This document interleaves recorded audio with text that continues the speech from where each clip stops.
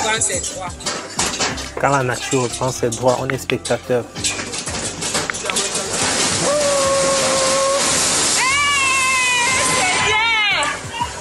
Toute la piole, gars. Bonjour et bienvenue à ce nouveau numéro de l'Instant Génie Civil. Aujourd'hui, on va parler d'un problème très récurrent sur les chantiers et qui peut expliquer les multiples effondrements qu'on observe souvent en plein chantier. Et malheureusement, il y a une vidéo très répandue sur le net où on peut voir un ouvrage qui est tout simplement en train de céder, plus précisément un mur de soutènement, et qui emporte sur son passage un duplex, certainement pour le voisin. Donc ce sont des problématiques qu'on rencontre régulièrement sur les chantiers qui nous amènent à se poser la question de comment est-ce qu'on se construit. Parce que parfois, ce n'est pas ces ouvrages qui sont mal dimensionnés, mais c'est tout simplement le processus de construction qui finalement sollicite plus l'ouvrage que dans sa phase finale et qui cause de pareils dégâts. Écoutons. C'est tout à vous voir. La barrière a lâché. La cuit.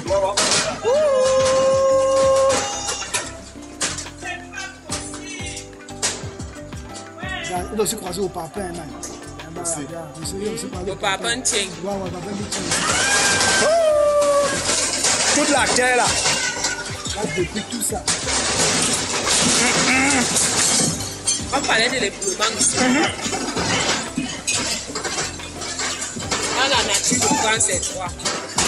Quand la nature reprend ses droits, on est spectateur.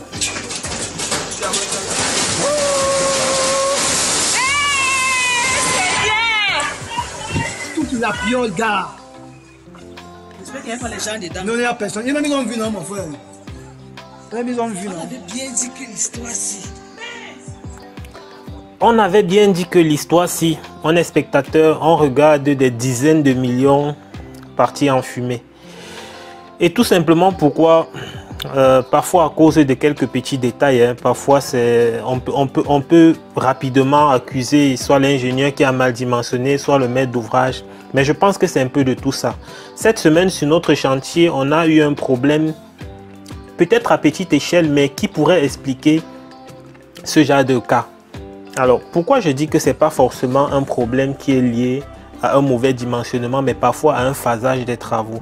Parce que beaucoup de professionnels, beaucoup d'ingénieurs, lorsqu'ils veulent dimensionner un bâtiment, ils se basent uniquement sur l'utilité finale du bâtiment. Ça veut dire que qu'est-ce que le maître d'ouvrage a mis dans le programme? Il a dit qu'il veut construire un bâtiment, par exemple, à usage d'habitation. Avec ça, on fait des hypothèses sur les charges d'exploitation, les charges que le bâtiment va reprendre durant sa vie. Maintenant, sauf que il y a des phases intermédiaires entre le moment où on conçoit le bâtiment et le moment où on l'exploite. Il y a des phases intermédiaires qui sont parfois plus sollicitantes pour le bâtiment.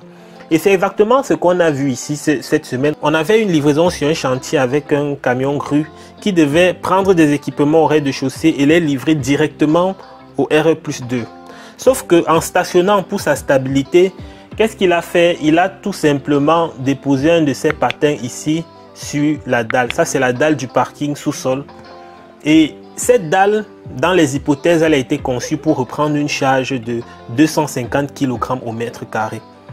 Mais le patin de ce camion, pour le stabiliser, renvoie sur chaque patin, il en a 4, généralement au moins 4 tonnes. Donc on se retrouve ici avec une charge ponctuelle de 4 tonnes sur la dalle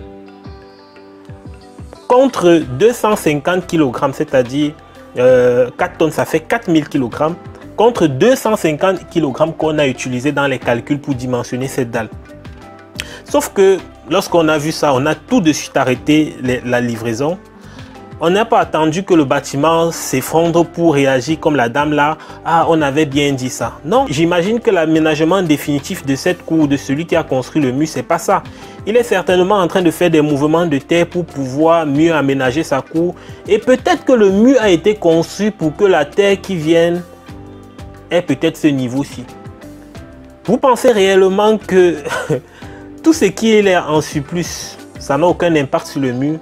Bien évidemment que si on estime la proportion de ce que cette charge en tête de mur exerce sur le mur, vous serez surpris.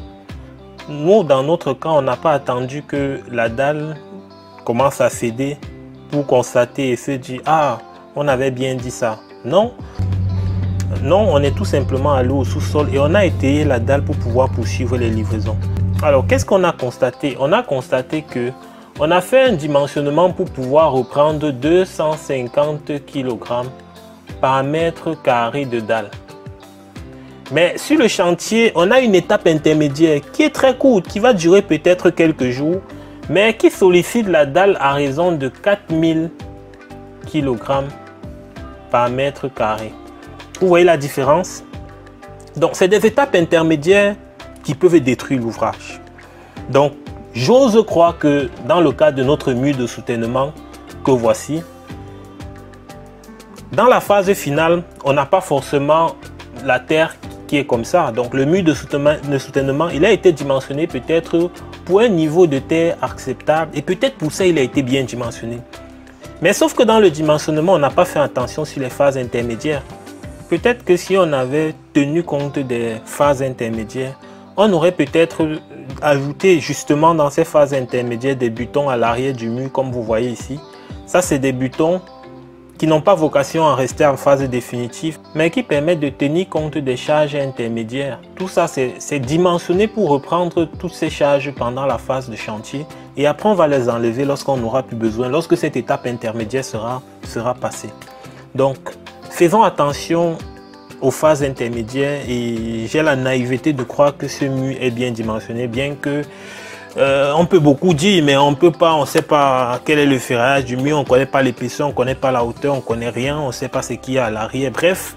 Mais toujours est-il que le mur, il a cédé et vu la charge qu'on voit à l'arrière, on a du mal à croire que c'est une charge définitive. Donc c'est peut-être juste une étape intermédiaire qui vient détruire un mur qui aurait peut-être pu résister dans la phase définitive avec les charges de la phase définitive. Donc faisons tout simplement attention à ce type de détails là.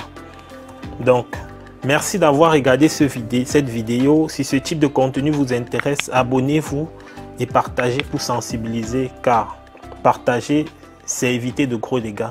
À très bientôt pour une nouvelle vidéo.